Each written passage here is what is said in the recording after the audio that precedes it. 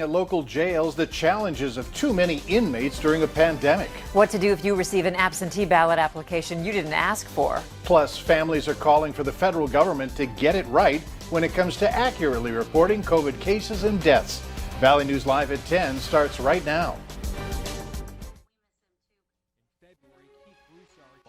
From Fargo and serving you on TV, online and on the go. This is Valley News Live at 10. The prison population at the Cass County Jail is nearing capacity. Valley News Team's Devin Fry visited the jail to learn what's causing the overcrowding and how the sheriff's office is making room. The COVID-19 pandemic is now affecting jails in North Dakota. Officials with the Cass County Jail have confirmed that the population is creeping up. At this point, they're not at capacity, but they're getting close. They currently hold between 300 and 310 inmates. The capacity of the Cass County Jail is 348. It's definitely a number that we've operated at before, but again, with that additional COVID safety measures that we have to take, it's definitely posed some challenges. Because the courthouse saw limited operations in April and May, many arrest warrants were not issued. Those are being issued now, which has led to a much higher intake of warrants. Normally, the sheriff's office sees 300 to 350 arrest warrants a month. They had 621 in July alone and 503 in August. As we start seeing that, we start coming up with contingency plans on how are we going to make space in our facility for those individuals who pose a safety risk to our society or public safety risk. Another factor to take into consideration here is that due to the COVID-19 pandemic, isolation areas are required here at the Cass County Jail, which means that they have even less space for their already growing prison population. One way that they're dealing with this is to send prisoners to other jails. They've already sent 10 to McKenzie County. Johnner says that with those limitations and the big influx of prisoners, it's like a game of checkers, finding space for everyone. But he also says the public doesn't need to worry about prisoners being turned away at the door. We will always make sure that we will have room for those individuals who are not safe to be out on our streets. So whether it's making room at our own facility or us finding space at another facility, we'll always make sure that we can maintain public safety. Reporting from Fargo, Devin Fry, Valley News Live. Sheriff Johnner says the backlog has created crowding issues at other jails throughout the state. There's been another arrest relating to a fatal vehicle versus pedestrian crash September 11th in Fargo. Authorities say David James Torgerson was taken into custody for vehicular homicide. Torgerson wasn't the original person charged. On the night of the crash, it was Shanielle Cherish Headswift of Fargo who was in the driver's seat near the 100 block of 42nd Street South. She admitted that she was driving. It was later determined that Torgerson was the driver and fled the scene. Alcohol was a factor.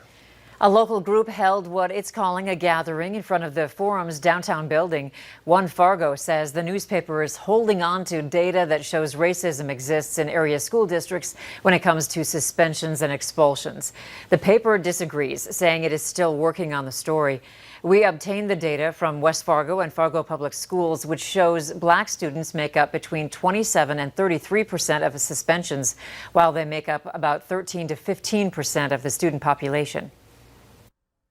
You have a billboard here that says, you know, you must provide the truth in journalism and so forth, and to know that for going on 2 months, you all have this data and it's out there and it should be shared with the public.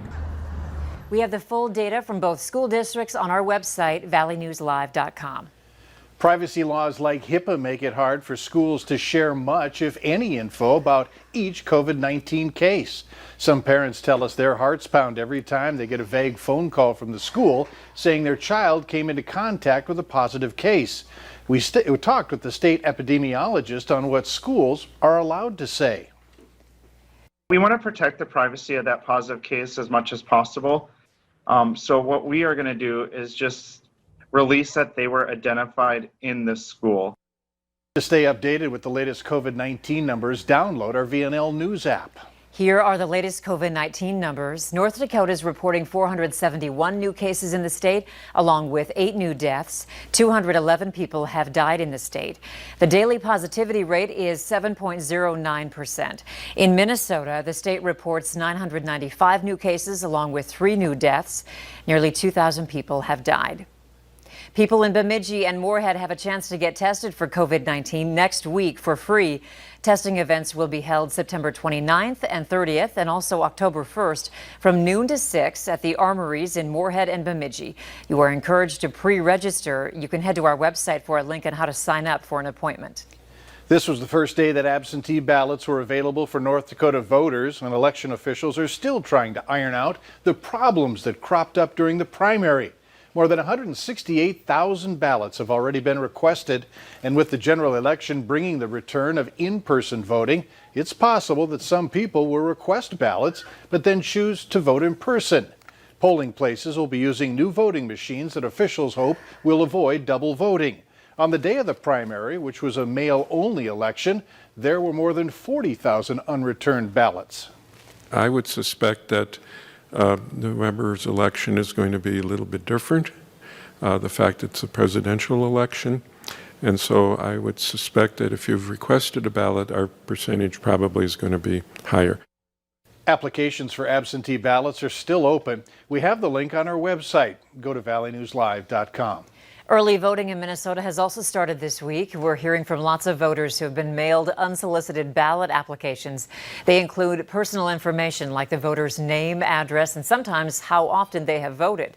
How legit are these applications, and what should you do if you get one? Here's Kate Raditz with the answers.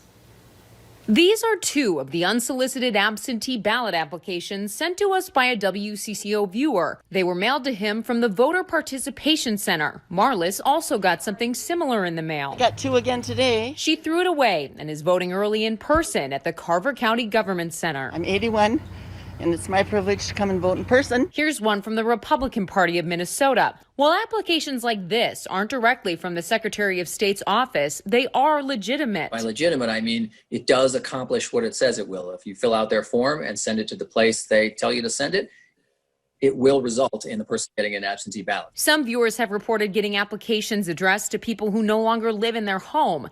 Minnesota Secretary of State Steve Simon says some of those other groups do not always have up-to-date voter information, but the state does. The good news is that even if they send to someone who's no longer there, or even send to someone who's no longer with us, we have security features in place so that no one can get by with voting an absentee ballot they shouldn't. If you are unsure about the validity of any election materials you are sent in the mail, here's some good advice. If the address they're asking you to mail this thing they sent you is not a government office, if it's not your county, if it's not your city. And if you've already requested a ballot, there's no need to fill out another application. There's a lot of false information out there, so just making sure that your vote is heard and that you're filling out the right application is important.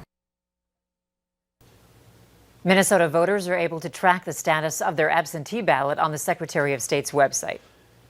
Later on Valley News Live at 10, coronavirus tests at the airport, the first U.S. airline to test passengers before they get on board, and the reason behind it. But first, a little chillier out there tonight. Hutch tells us when temperatures will start to take a bigger dive.